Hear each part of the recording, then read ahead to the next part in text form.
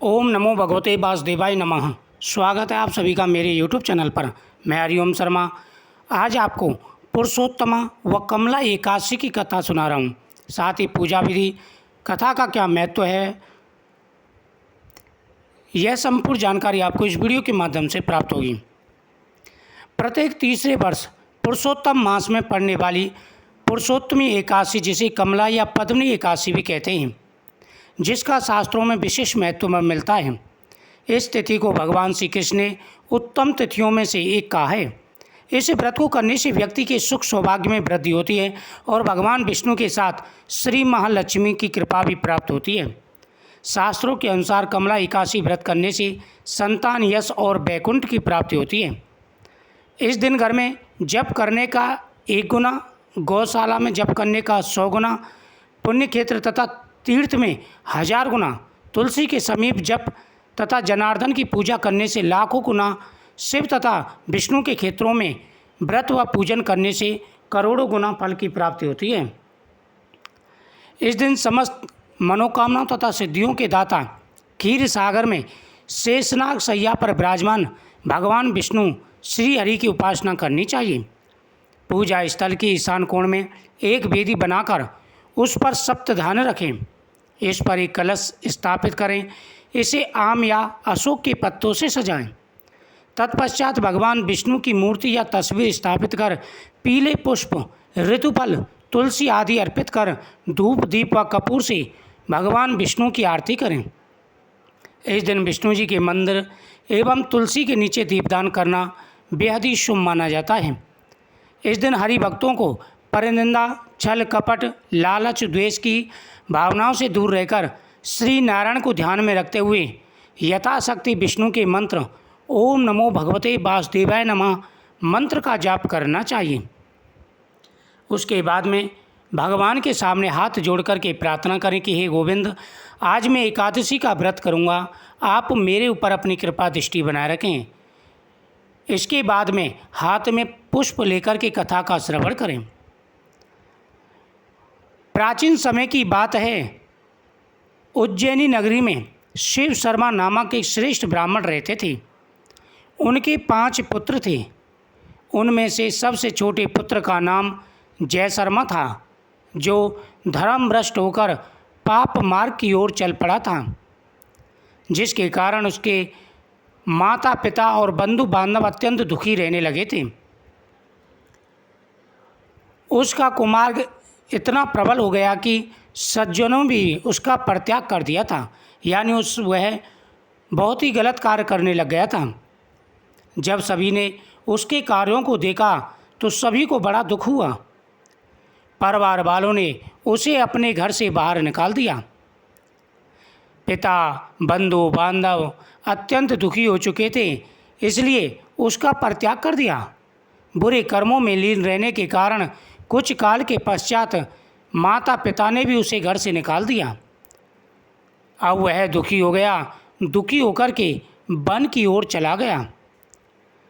One में जाकर के भूखा प्यासा रहने लगा और घूमते घूमते एक दिन तीर्थराज प्रयाग में जा पहुंचा। जब घर वालों ने उसे घर से निकाल दिया तो उसे जंगल में छोड़ दिया। वह जंगल में जाकर के रहने लगा। जंगल में रहता अपने फल फलूट खा करके वह पशु हिंसा करके अपना जीवन व्यतीत करने लगा। भूख से व्याकुल उसने त्रिवेणी में स्नान किया और निकट ही हरि मित्र मुनि के आश्रम में जा पहुंचा। वहां पर ब्राह्मणों द्वारा सभी पापों का नाश करने वाली कमला एकादशी की महिमा सुनी। इस प्रकार से वह तीर्थराज प्रयाग में जा पहुंचा। भूख से व्याकुल उसने त्रिवेणी नदी में स्नान किया और निकट ही हरि मित्र मुनि के आश्रम में जा पहुंचा। वहां जाकर के क्या देखता है, सभी ऋषि मुनि कमला एकादशी का व्रत कर रहे हैं, भगवान की पूजा कर रहे हैं, अनुष्ठान कर रहे हैं, कमला एकादशी की कथाओं का श्रवण कर रहे हैं।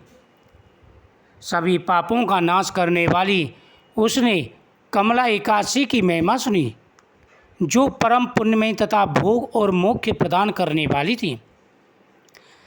जय शर्मा ने ऋषियों से पूछा कि हे ऋषि मुनियों, कृपा करके ये बताइए, आप किसकी पूजा कर रहे हैं और इसके करने से क्या फल मिलता है। हरिमित्र ऋषि ने कहा कि यह कमला एकादशी है, अधिक मास की पुरुषोत्तमा एकादशी है। इस एकादशी का व्रत करने से व्यक्ति के सारे कष्टों का नाश हो जाता है, सारे दुख दूर हो जाते हैं। प्रत्येक व्यक्ति को जब भी एकादशी आए व्रत अवश्य करना चाहिए। जो व्यक्ति एकादशी के दिन व्रत नहीं करते वह पापी सदा ही नरकों में पड़े रहते हैं, दुख भोगते हैं। कर्मों के हिसाब से उन्हें योनि प्राप्त होती है। जय शर्मा ने भी विधि पूर्वक कमला एकादशी की कथा सुनकर मुनियों के आश्रम में ही व्रत किया। जब आधी रात हुई तो भगवती श्री महालक्ष्मी उसके पास आकर के बोली कि हे ब्राह्मण पुत्र, कमला एकादशी के व्रत के उत्तम प्रभाव से मैं तुझ पर प्रसन्न हूँ और देवादिदेव श्री हरि की आज्ञा पाकर बैकुंठ धाम से तुम्हें वर देने आई हूँ। जब उस ब्राह्मण पुत्र ने जय शर्मा ने कमला एकादशी का व्रत रखा। कमला माता लक्ष्मी का नाम है। कमला एकादशी का व्रत करने से स्वयं माता लक्ष्मी प्रसन्न हो जाती हैं। जो व्यक्ति कमला एकादशी का व्रत जिस कामना से करते हैं स्वयं माता लक्ष्मी आकर के उन्हें आशीर्वाद देती हैं, उनकी प्रत्येक मनोकामना पूरी हो जाती है। प्रत्येक व्यक्ति को एकादशी का व्रत अवश्य करना चाहिए। भगवान विष्णु तो प्रसन्न होते हैं, साथ ही माता लक्ष्मी भी घर में प्रवेश कर जाती हैं। जब जय शर्मा ने एकादशी का व्रत किया, इससे माता लक्ष्मी प्रसन्न हो गईं और सपने में आकर के कहा कि हे जय शर्मा, तुमने कमला एकादशी का व्रत विधि पूर्वक किया है, इससे देवादिदेव श्री हरि विष्णु तुमसे बहुत प्रसन्न हैं और उनके प्रसन्न होने पर मैं तुम्हें वर देने आई हूँ। जय शर्मा ने कहा कि माँ, यदि आप मुझ पर प्रसन्न हैं तो यह व्रत बताइए जिसकी कथा में साधु संत हमेशा संलग्न रहते हैं। जय शर्मा की बुद्धि पवित्र हो चुकी थी। उसने कहा, माँ, यदि तुम मुझ पर प्रसन्न हैं तो जो साधु संत ये व्रत करते हैं इसकी विधि मुझे बताइए, जिसकी कथा साधु संत हमेशा सुनते हैं। श्री माँ लक्ष्मी ने कहा, हे ब्राह्मण, एकादशी का व्रत का महत्व श्रोताओं के सुनने योग्य सर्वोत्तम विषय है। यह पवित्र वस्तुओं में सबसे उत्तम है। इससे सभी पाप कर्मों का नाश होता है और अक्षय पुण्य की प्राप्ति होती है। जो पुरुष श्रद्धापूर्वक इस एकादशी का व्रत पालन तथा महत्व का श्रवण करते हैं वह समस्त महापापों से तत्काल मुक्त हो जाते हैं। उनके जीवन में आ रहे सारे कष्ट और परेशानियां दूर हो जाती हैं। प्रत्येक व्यक्ति को एकादशी का व्रत अवश्य करना चाहिए। माता लक्ष्मी ने इस प्रकार से जय शर्मा को एकादशी की व्रत की विधि बताई और वह अंतर्ध्यान हो गई। जब तक जय शर्मा जिया, आनंद पूर्वक सुख पूर्वक जिया, उसके बाद में उसे बैकुंठ लोक की प्राप्ति हुई। ओम नमो भगवते वासुदेवाय नमः। ओम नमो नारायणाय नमः। जय श्री कृष्ण।